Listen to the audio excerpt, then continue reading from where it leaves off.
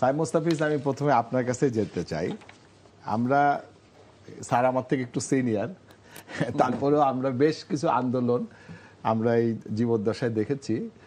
60-এর উপরে বয়স হয়েছে আমাদেরও।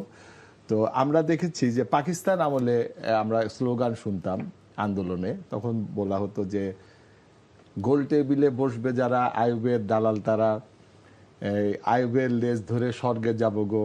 এরপরে আমরা দেখলাম যে তোমার আমার ঠিকানা, বীর বাঙালি অস্ত্র ধরো, বাংলাদেশ স্বাধীন করো, ইত্যাদি স্লোগান আমরা দেখছি। আপনাদের সময় আমরা স্লোগান দেখলাম যে তুমি কে, আমি কে, রাজাকার রাজাকার, কে বলেছেন স্বৈরাচার স্বৈরাচার। তো এই 36 দিনের যে আপনাদের আন্দোলন, সেখানে আমরা কয়েকটা কর্মসূচি দেখেছি এবং প্রত্যেকটা কর্মসূচিরই সুন্দর সুন্দর নাম ছিল। যেরকম আজকে 6 জুলাই আমরা যখন আলোচনা করছি, এই দিন আপনারা একটা কর্মসূচি দিয়েছিলেন বাংলা ব্লকেট, খুব সুন্দর একটা নাম। এরপরে 16 জুলাই আপনারা একটা কর্মসূচি দিলেন, সেদিন হলো যে আপনার গায়েবানা জানাজা কফিন মিছিল। এরপরে 18 জুলাই আপনারা একটা কর্মসূচি দিয়েছিলেন, সেটার নাম হলো কমপ্লিট শাটডাউন। এরপরে 1 আগস্ট আপনারা দিলেন রিমেম্বার দ্য আওয়ার্স হিরোজ। এরপরে আসলো 2 আগস্ট প্রার্থনা ও ছাত্র জনতার গণমিছিল। এরপরে 4 আগস্ট আপনারা আসলেন সর্বাত্মক অসহযোগ আন্দোলন। এবং 7 এরপরে যে আপনাদের কর্মসূচি ছিল সেটা হলো লং মার্চ টু ঢাকা, এটা 5 আগস্টে। তা আপনার কাছে আমার প্রশ্ন যে এই বাংলা ব্লকেট বলে যে কর্মসূচি আপনারা দিয়েছিলেন, এটা আসলে কি কি ছিল, আপনারা কি কি করেছেন এটার বিষয়ে? ধন্যবাদ আপনাকে, আমার বিজ্ঞ সমালোচক এবং যারা টিভির পর্দায় দেখছেন তাদেরকে শুভেচ্ছা জানাচ্ছি।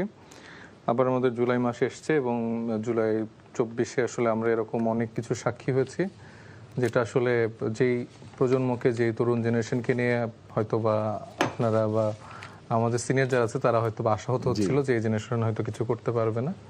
কিন্তু সেই জায়গা থেকে আমরা দেখেছি যে আমাদের সহযোদ্ধারা বা তরুণ যারা ছিলেন, ছাত্র জনতা, তারা আসলে ঘুরে দাঁড়িয়েছে এবং এমন এমন কিছু মানে ভাষা দিয়েছে যেটা আসলে আরো মোর মানে এঙ্গেজ হয়েছে আমাদের সাধারণ জনতা।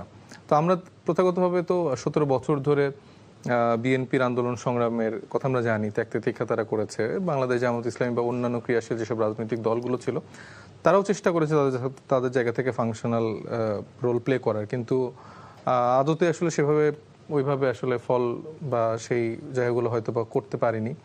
বা একটা জায়গা ছিল হরতাল, আমরা জানি যে একটা হরতাল একটা গণতান্ত্রিক চর্চার ক্ষেত্রে বিরোধী দলের ক্ষেত্রে একটা বড় একটা মানে থাকে, সেগমেন্ট থাকে। তো সেই জায়গা থেকে হরতাল আমরা দেখতে পাচ্ছিলাম যে আওয়ামী লীগ সরকার যেভাবে নিষ্পেষিত বা জুলুম অত্যাচার চালাচ্ছিল আমাদের বিরোধী দলগুলোর উপরে, তারা কোনোভাবে হরতাল বা এই জায়গাগুলো কখনোই আর ওইভাবে ফাংশনাল করতে পারছিল না এবং মানুষ একটা সময় আস্থা হারিয়ে ফেলেছিল হয়তো, বা তারা আসলে সেই জায়গা থেকে রাস্তায় নামা, সেটা আমরা দেখিনি যে হরতালকে সফল করা, বা হয়তো বা রাষ্ট্রের শাসন কাঠামোর সবগুলো অর্গান খুনি হাসিনা এমনভাবে ব্যবহার করেছে সেটা হয়তো বা সফল করা যায়নি। তো সেই জায়গা থেকে যখন জুলাই আন্দোলন সংগঠিত হচ্ছিল, তখন আমাদের যারা তরুণ ছাত্র নেতারা যারা ছিলেন, আমাদের আহ্বায়ক নাহিদ ইসলাম বা আমাদের আসিফ মাহমুদ থেকে শুরু করে হাসনাত আব্দুল্লাহ বা যারা ছিলেন না কেন, যারা দায়িত্বশীল ভূমিকা পালন করছিলেন, এবং পেছনের থেকে আমাদের আরো সহযোদ্ধারা মিলে আমরা যেসব সিদ্ধান্তগুলো নেওয়ার চেষ্টা করছিলাম, সেখানে আমরা চেষ্টা করেছি কিছু নতুনত্ব আনার জন্য। নামের জায়গা থেকে হোক, কর্মসূচির জায়গা থেকে হোক, সেটা কিছুটা যেন তরুণদেরকে টার্গেট করে তারা যেন এঙ্গেজড ফিল করে। যেমন মানে হরতালের অল্টারনেটিভ জায়গাটাই আমরা বাংলা ব্লকেট নাম দিয়ে আসলে প্রকাশ করেছি।